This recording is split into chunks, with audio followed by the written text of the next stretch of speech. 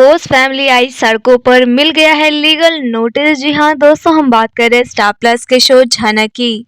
तो दोस्तों, आगे बढ़ने से पहले आप इस चैनल पर नए हैं तो इसे सब्सक्राइब कर दीजिए, साथ ही बेल आइकन दबाना ना भूले। वीडियो अच्छा लगे तो इसे लाइक जरूर कीजिएगा। चलिए आगे बढ़ते हैं। तो सीरियल झनक का अपकमिंग एपिसोड काफी ज्यादा इंटरेस्टिंग होने वाला है, क्योंकि हम आपको बता दें कि जैसा कि आपने देखा कि झनक को कितनी बेइज्जती सहनी पड़ी। इस बोस फैमिली ने हमेशा झनक के साथ बुरा किया, उसकी इंसल्ट की, और यहाँ तक कि हर बार उसके साथ इतना बुरा किया कि फाइनली उसे घर छोड़ के जाना पड़ा। पर आप देखेंगे कि यहाँ पर इनके किए की सजा भी इन्हें जल्द मिलने वाली है। जी हाँ, कहते हैं ना कि पाप का घड़ा कभी ना कभी तो भरता ही है। तो यहाँ आप देखेंगे कि इस बोस फैमिली ने जो जो बुरे काम किए थे, इनके पाप का घड़ा भी अब भर चुका है। जी हाँ, ये लोग अपने स्टेटस को लेकर जितना इतराते थे, इन्हें लगता था कि हम बहुत हाई क्लास फैमिली हैं, हमारी फैमिली जो है बहुत हाई प्रोफाइल है, हमसे कोई मैच ही नहीं कर सकता। झनक एक नौकरानी है, हमेशा उसकी इंसल्ट की। तो आप देखने वाले हैं कि जिस बोस फैमिली यानी जिस बोस हाउस में ये लोग इतने शान शौकत से रह रहे हैं, वो घर भी इनसे छीना जाएगा।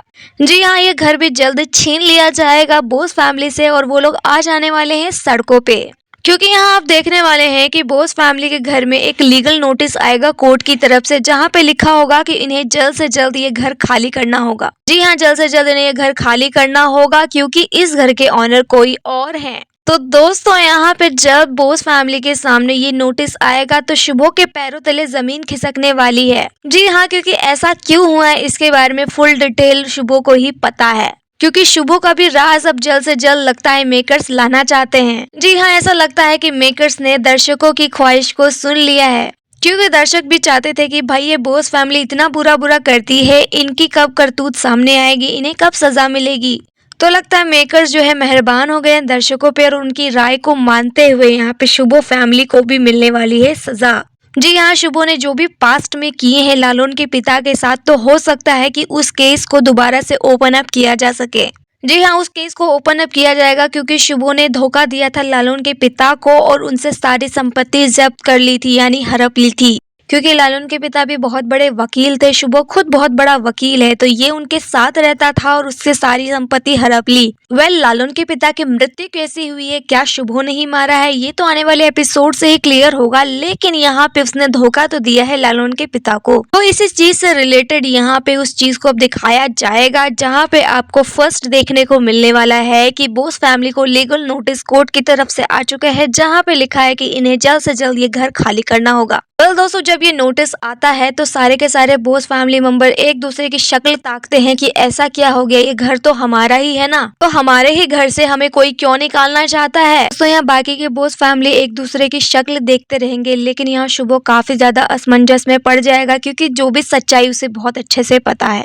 इवन आप देखने वाले हैं इस मामले अनिरुद्ध भी बोलने वाला है। जी हाँ, क्योंकि अनिरुद्ध को भी लगता है कि उसके पापा ने कोई ना कोई धोखा तो जरूर दिया है किसी को, क्योंकि जब लालोन को पुलिस पकड़ के ले जा रही थी तो यहाँ पे झनक ने भी पॉइंट आउट किया था शुभो को कि आपने भी बहुत कुछ किया होगा पास्ट में। भी अनिरुद्ध के मन में ये डाउट क्रिएट हो गया था कि मेरे पापा कोई दूध के धुले नहीं है। लालोन के पीछे पुलिस लगवा दिए थे और उसे अरेस्ट करवाना चाहते थे। लालोन ने यहाँ कोई अपराध नहीं किया था, वो तो बस अप्पू दी से शादी करना चाहते थे, तो बस इस चीज के लिए उन्होंने उसके पीछे पुलिस लगवाई थी।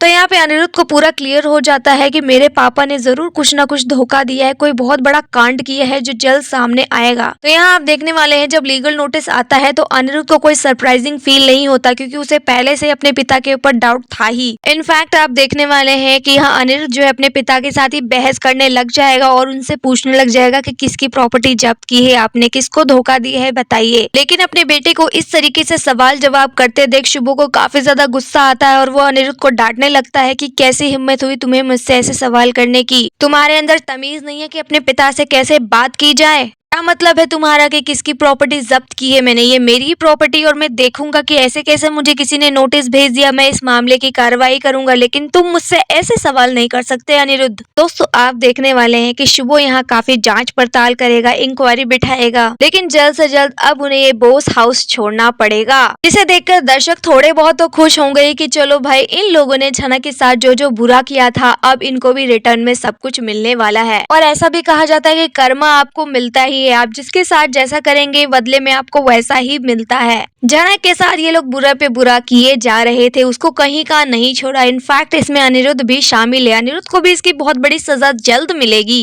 लेकिन फिलहाल तो बॉस मेंबर की बात है, यहाँ इनको अब जल्द से जल्द ये बॉस हाउस छोड़ना पड़ेगा। पर दोस्तों शुभो बहुत बड़ा वकील है, उसका बहुत दिमाग चलता है, तो क्या वो इतनी आसानी से ये घर को छोड़ देगा?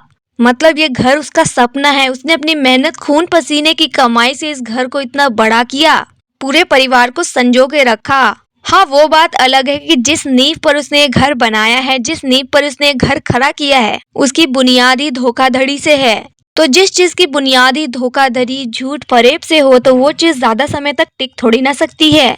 तो बस अब इनके पापों का घड़ा भर चुका है, अब जो है इनको मिलने वाली है सजा। और क्या क्या सजा मिलेगी ये देखना तो काफी दिलचस्प होगा। और इधर देखा जाए अर्शी और अनिरुद्ध को, तो अर्शी को आप साड़ी के गेटअप में देखेंगे। जी हाँ, पहले कहाँ वो वेस्टर्न कपड़े पहनती थी, अब वो साड़ी के गेटअप में एकदम बहुरानी बन के घूम रही है, क्योंकि अब उसे पूरा फील लेना है कि मेरी अनिरुद्ध के साथ शादी हो चुकी है। अब यहाँ पे अर्शी मांग भी भरने लग गई है, बिंदी लगाने लगी है, मंगल सूत्र पहनने लगे है, सबको दिखाना चाहती है कि देखो देखो अनिरुद्ध मेरा पति है, मैं इसके बच्चे की माँ बनने वाली हूँ। अब बहुत जल्द हमारा परिवार पूरा हो जाएगा। तो दोस्तों यहाँ कुछ इस तरीके से अर्शी अपने आप को प्रेजेंट कर रही है। और रही बात अनिरुद्ध की, तो अनिरुद्ध अंदर ही अंदर बहुत ज्यादा कुढ़ता रहता है, क्योंकि जो कुछ उसने झनक के साथ किया उसे काफी बुरा लगता है कि मैंने झनक को धोखा दिया, कई बार धोखा दिया। मैं ऐसा क्यों हूँ और मैंने ऐसा क्यों किया, मुझे कुछ समझ में नहीं आ रहा। मैंने उसके साथ ऐसा क्यों किया मुझे नहीं पता। अब झनक मेरे से कभी भी बात नहीं करेगी, मुझसे कभी मिलना नहीं चाहेगी। हर बार मेरे साथ ऐसा ही क्यों होता है? क्या मैं इतना ज्यादा बुरा हूँ? यहाँ आप देखने वाले अर्शी आकर अनिरुद्ध से बात करती है और उसे समझाती है कि देखो शादी अब हो चुकी है, तुम्हें इसे स्वीकार करना होगा। झनक जा चुकी है तुम्हें छोड़कर, और वैसे भी ये शादी हमने तुमसे जबरदस्ती थोड़ी ना कराई है, झनक ने कराई है। और तुमने भी कहा था कि तुम मुझसे शादी करोगे, तो अब सारी रस्में पूरी हो चुकी है, इसमें इतने ज्यादा परेशान होने वाली क्या बात है? और अनिरुद्ध वैसे भी तुम्हारा बच्चा होने वाला है, तो तुम्हें रिस्पॉन्सिबिलिटी लेनी ही थी, तुम्हें मेरी रिस्पॉन्सिबिलिटी भी लेनी ही थी। तो अब हमारा परिवार पूरा हो चुका है, तुम इतना क्यों परेशान हो? और झनक के तुम इतना टेंशन क्यों लेते रहते हो? कोई छोटी बच्ची थोड़ी ना है, समझदार है, एडल्ट है, अपने डिसीजन खुद ले सकती है। उसे उसके हाल पे छोड़ दो, उसे आगे बढ़ने दो। लेकिन अनिरुद्ध यहाँ आप देखने वाले देवदास की तरह घूमता फिरता रहेगा, उसकी यादों में झनक ही रहेगी।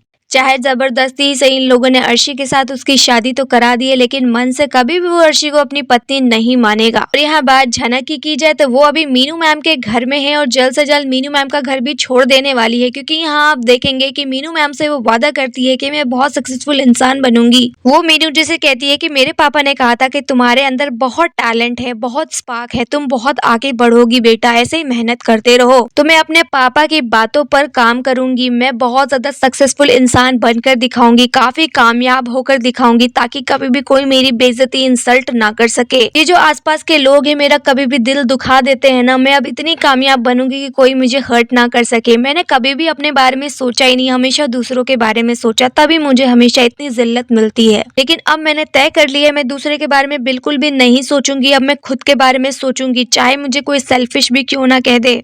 अब मैं बहुत काम करूंगी, मेहनत करूंगी और आगे बढ़ूंगी। फिर आप देखने वाले हैं कि मीनू मैम से भी वो कह देती है कि अब मुझे जल्द से जल्द जाना होगा, मुझे पैकिंग करनी है। और वहां से वो मीनू का घर भी छोड़ देती है। मीनू का घर छोड़ने के बाद तो आपको पता ही है कि झनक के साथ क्या होने वाला है। जी हाँ, सृष्टि मुखर्जी के जाल में वो फंस जाने वाली है। सृष्टि मुखर्जी के गुंडे वकील के रूप में आएंगे उसके सामने और कहेंगे कि आपके पिता ब्रिजभूषण की प्रॉपर्टी आपको दिखानी है, मरने से पहले उन्होंने कहा था। झनक तो यहाँ वैसे सरप्राइज होती रहती है कि मेरे पिता की कोई प्रॉपर्टी भी उन्होंने कभी मुझसे डिस्कशन तो किया नहीं है। चलो आप कह रहे हो तो मान लेती हूँ। अब झनक इतनी मासूम है, किसी के ऊपर भी भरोसा कर ही लेती है। तो बिना बहुत ज्यादा कोई सवाल जवाब किए उसकी गाड़ी में बैठ जाती है। और गाड़ी में बैठने के बाद तो आपको पता है कि झनक का किडनैप हो चुका होता है। यहाँ झनक काफी हाथ पैर मारने की कोशिश करेगी, फोन लगाने की कोशिश करेगी अनिरुद्ध को, आदित्य को, लेकिन किसी को भी फोन लगाने में असक्षम रहेगी, क्योंकि उसका फोन छीन लिया जाएगा। उसको इतने शातिर तरीके से किडनैप किया जाएगा कि अनिरुद्ध आदित्य को भनक ही ना लग पाए कि ये लड़की कहाँ है।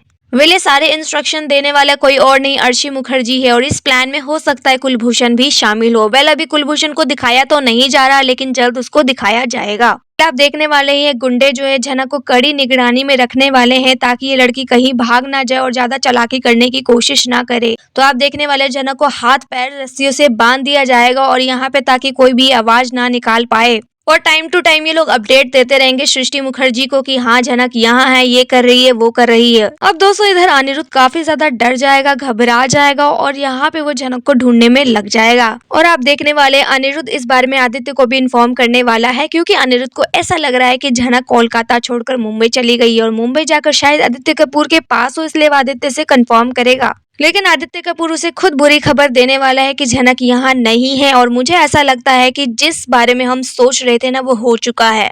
यानी झनक का फोन मैं भी ट्राई कर रहा हूँ, तुम भी ट्राई कर रहे हो, किसी का भी फोन वो पिक नहीं कर रही है, इसका मतलब झनक का किडनैप हो चुका है। जी हाँ, यहाँ आदित्य अनिरुद्ध और परेशान हो जाएंगे कि झनक का किडनैप हो चुका है, हमें पता था कि उसके ऊपर जान का खतरा है, अब हम क्या करें, हम उसे कैसे बचाएं, हम उसे बचा नहीं पाए। आदित्य कपूर भी यहाँ अनिरुद्ध को कहेगा कि चलो हम दोनों मिलकर झनक को ढूंढते हैं। तो दोस्तों यहाँ देखना काफी ज्यादा इंटरेस्टिंग होने वाला है कि आदित्य अनिरुद्ध दोनों मिलकर किस तरीके से झनक को ढूंढते हैं। क्या ये लोग झनक के ठिकाने का पता लगा पाएंगे या नहीं लगा पाएंगे, देखना काफी ज्यादा दिलचस्प होगा।